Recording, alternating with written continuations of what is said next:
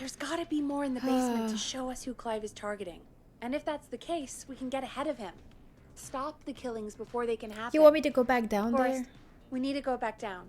Fuck. By we, you mean me, right? Yep. Like I said, I need to handle all these calls. Maybe start with that creepy mannequin room you mentioned before. I hate going down there. Those, by the way. Me too. I hate it. I hate it so much. I don't want to go back down there. Oh, I'm not... Even if I find clues, I'm not gonna know how to figure it out. Because I'm stupid. Yo, I'm so stupid. And the music is not helping over here. I hate it. I hate it. I hate it so much.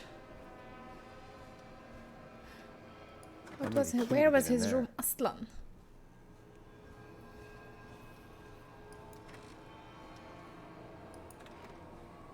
Where was his room?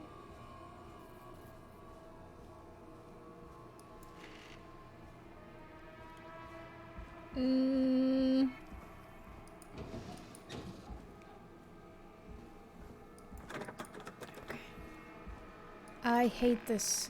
I hate this so much. So much. I hate this so much. Oh. Okay, nothing here. Let's check this. Nothing here.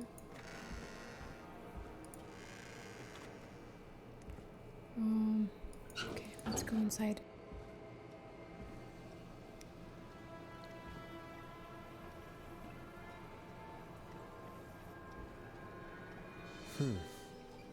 A key? Was this always here? What key? I must have missed it when I brought everything upstairs. What key?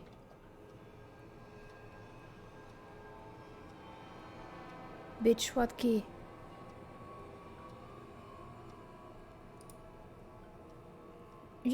Do you see a key? Do you guys see a key? I see no key.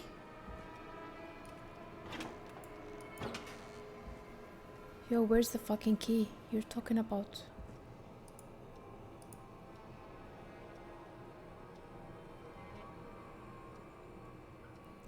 You're pointing up and you're pointing, I don't know.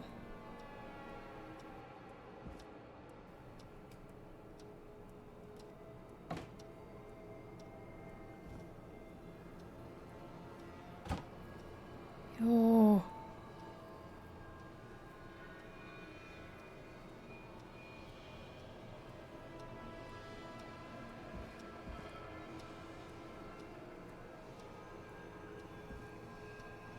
Where's the key you're talking about?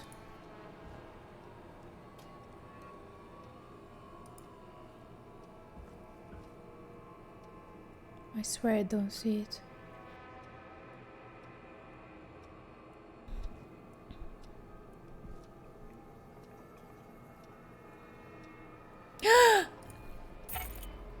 Basement storage. Fuck this shit.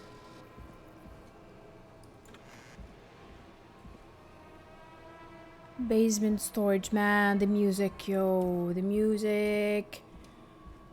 Oh. Oh, is it? Hey, Forrest! Ah! Hey! Give me some warning before yelling down the intercom? Sorry. Buzz the intercom when you find something and want to discuss it.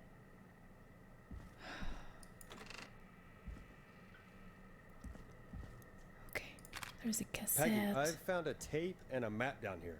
A map of what? Looks like it might be to somewhere in this storage area. Weird. Well, maybe the tape will give us more information. Give it a play.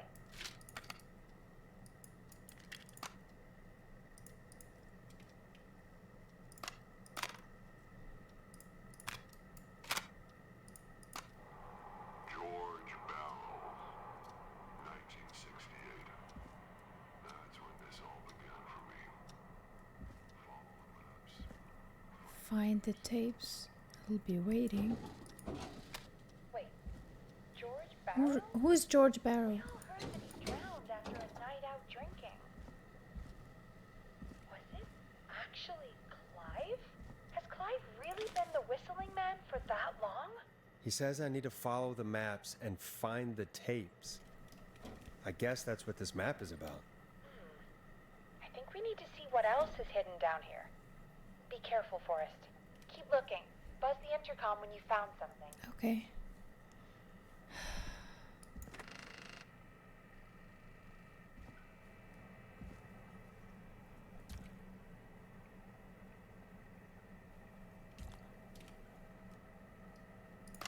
Time of autopsy is 7 a.m. Cause of death is asphyxiation from drowning. The degree of rigor mortis indicates that the subject has been deceased for 5 hours. That puts the time of death. Okay. I need to look for this card. Mommy.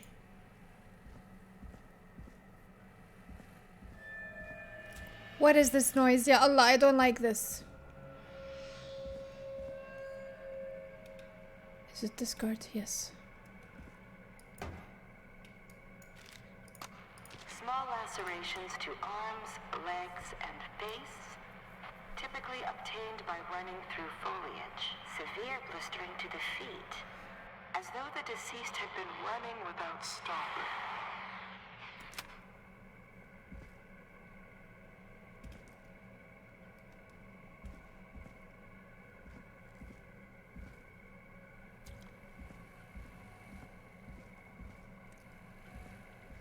Where is this thing?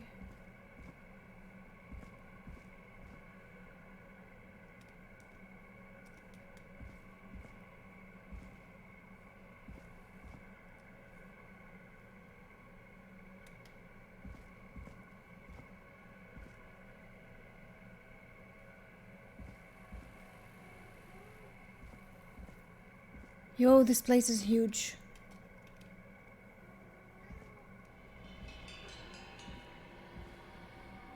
Mommy, where is this place?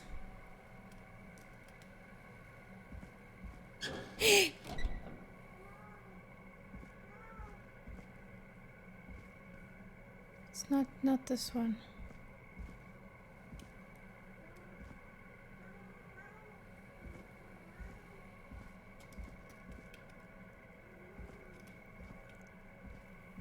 We missed it somewhere.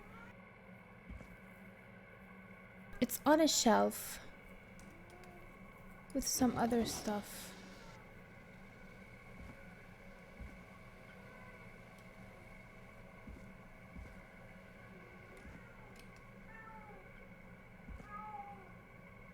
It's on a shelf with some other stuff.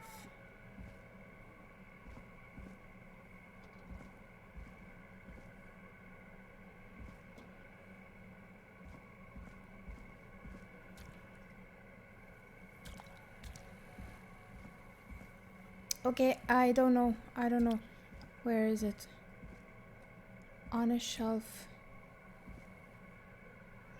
with other stuff.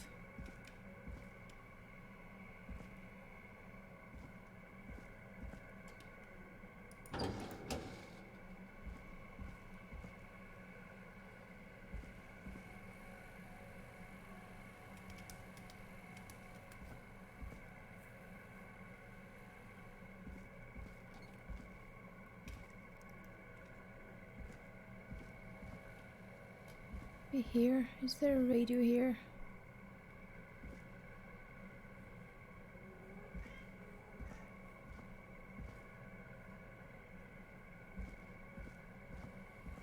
No.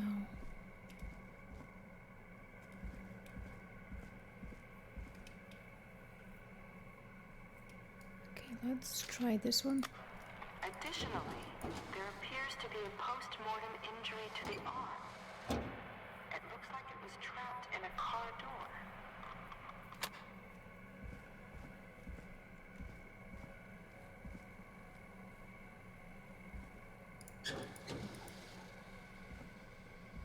Oh, this one. Preliminary toxicology results shows no signs of inebriation. However, a high amount of cortisol was found, indicating elevated levels of stress Okay. in the immediate moments before death. Okay. Yeah, so now we get to this one.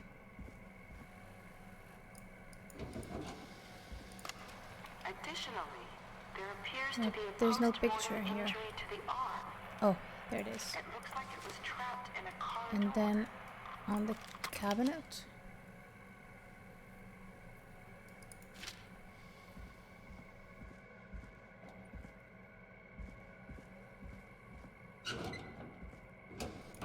Yeah. It is the coroner's opinion that the subject likely feared for his life and was chased, resulting in a fall from a height into a body of water, where he hit his head, was knocked out, and drowned. Okay. Following that, he was moved. Dr. Sullivan, we need to have a talk. That recording.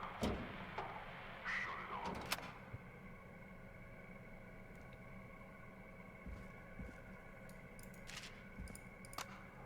If you're listening to this, then I'm probably dead.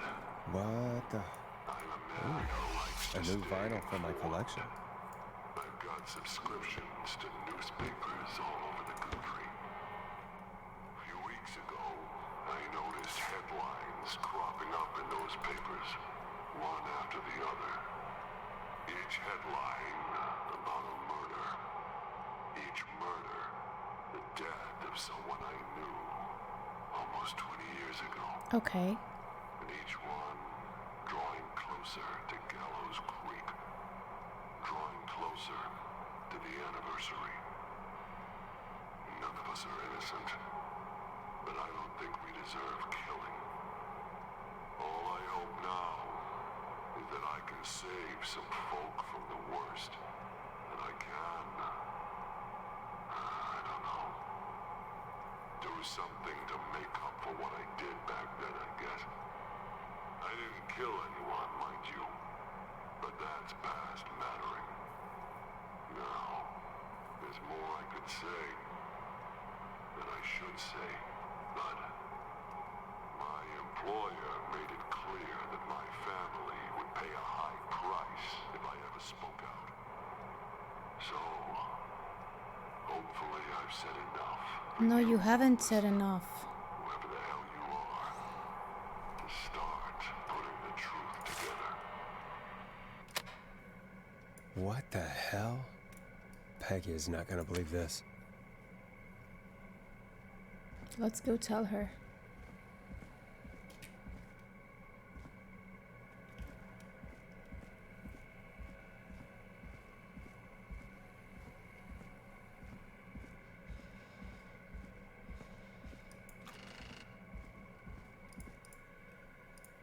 What have you found, Forrest? It's an autopsy tape. Doesn't say for who, but I think it must be for George.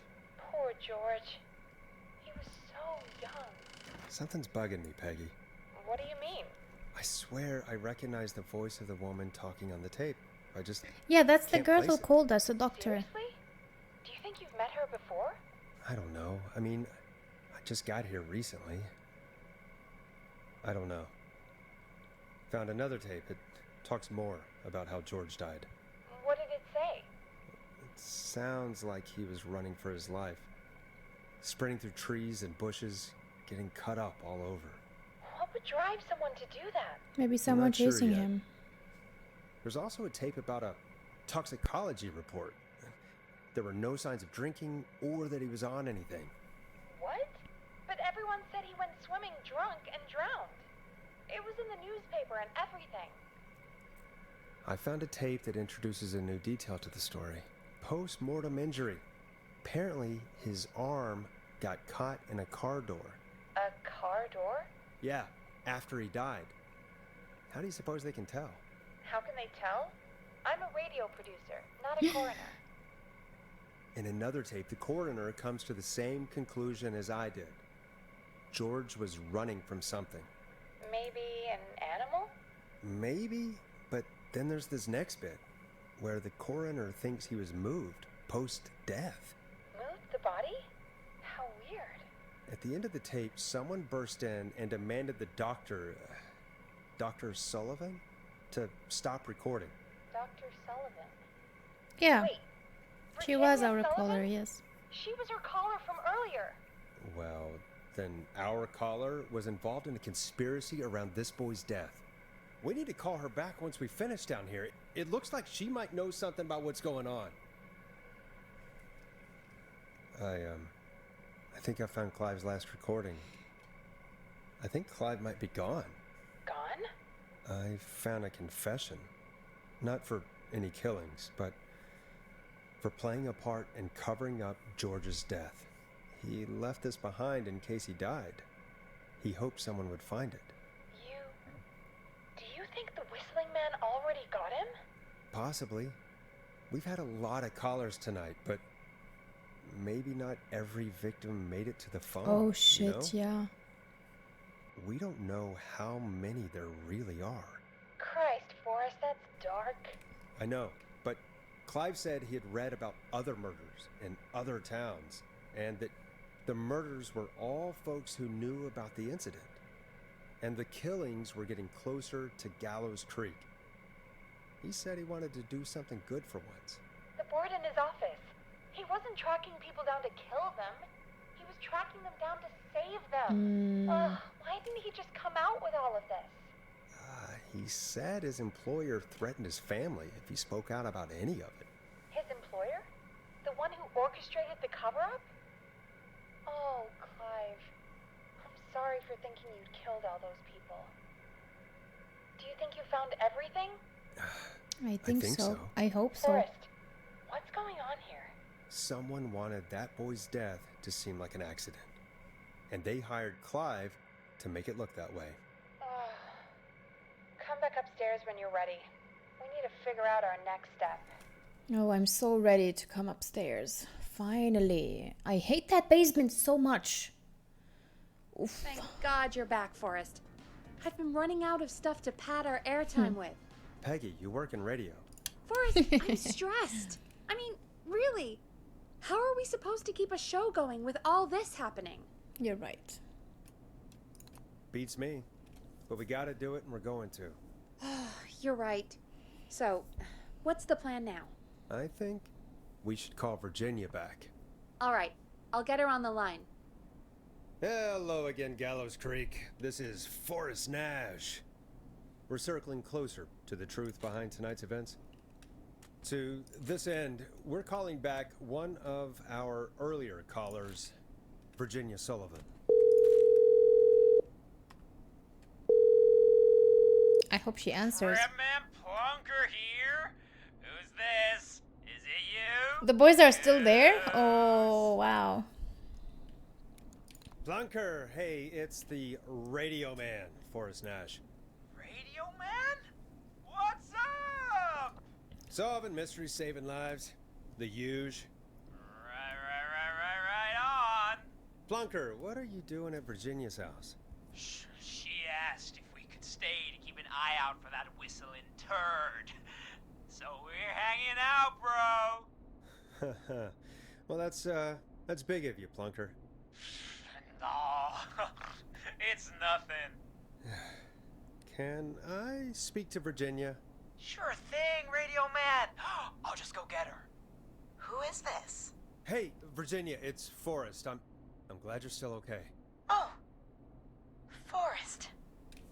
Sorry, I'm still jumpy. We need to Sorry talk. to hear that, but listen, hey, we need to talk.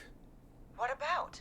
We're calling because we think you can help us understand why this is happening tonight. Me? What would I know? Clive. Does the name Clive mean anything to you? Clive? No, I don't know that name. What are you asking about this for? You mentioned that name earlier when you Yeah. called us the Why first are you time. lying now? I don't know what I said then. I was Are you petrified, lying? Forrest.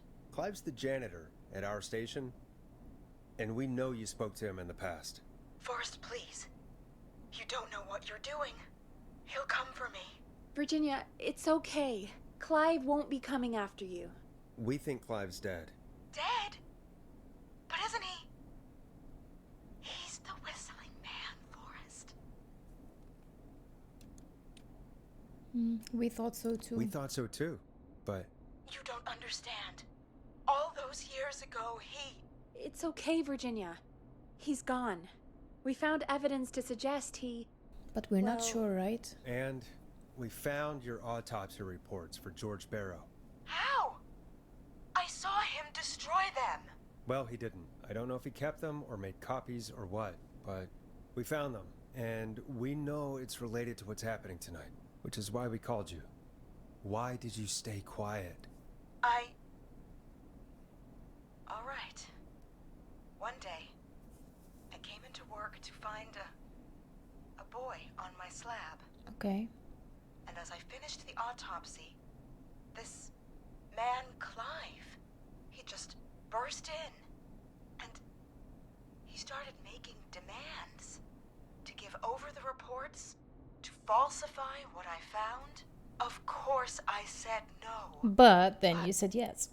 Well, when someone wants to make you do something, they can use the carrot or the stick. For me, he used both. You see, my sister is sick. She has a chronic condition that's never going away. It's Okay. expensive to treat, and it was getting to where I couldn't afford it. And Clive promised me that his employer would pay for my sister's treatment Okay. if I did what he said, and that if I ever spoke about this, he'd beat me to within an inch of my life. I don't know why he had me do it, but my sister needed me. You have to understand, she needed me. Okay. We understand. Thank you, Virginia. That was brave. God, I just want this nightmare to end. This will help end it, Virginia. Thank you. Stay safe, Virginia. Wow. So, Virginia's tied up in all of this. Clive threatened her to keep quiet about George's death. But for who? Why Yeah. cover up these details? Who's the big boss? I don't Maybe know. we could have called Sandra, see what she knew. Okay. Well, you know, we win some and we lose some, I guess. I guess. Looks like we've got a call coming in. Let's do Welcome this. to 189.16 The Scream, with me, your host, Forrest Nash. Hi, Forrest. I know this is really out of the blue. Oh no no no Everything no no no happened no! tonight. Not you again. But I wondered if you could send a special birthday message to my uncle. You know what? I'd welcome a change of pace. I'd be glad to. Thank you, Forrest. He's my Uncle Ronnie. His first name's Peter, but he never liked his name. But since he always had salt and pepper hair, even as a kid, can you believe it? Folks always called him Pepper. Thanks for the history lesson. Is there anything besides happy birthday you would like to say to Mr. Pepper? Oh my god damn it! Yes! Tell him he can get the best birthday deals and party packages here at Putney's Pizza. Starting at You son of a bitch! Stop calling us! Sorry, He's so Forrest. annoying. Let's He's just so move on. annoying. We've already got another caller on the line. Okay. This is 189.16 The Scream. I'm Forrest Nash. You're on the air, caller.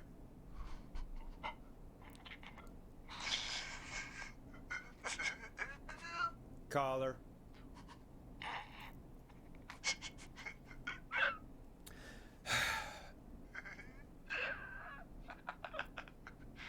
Ponty.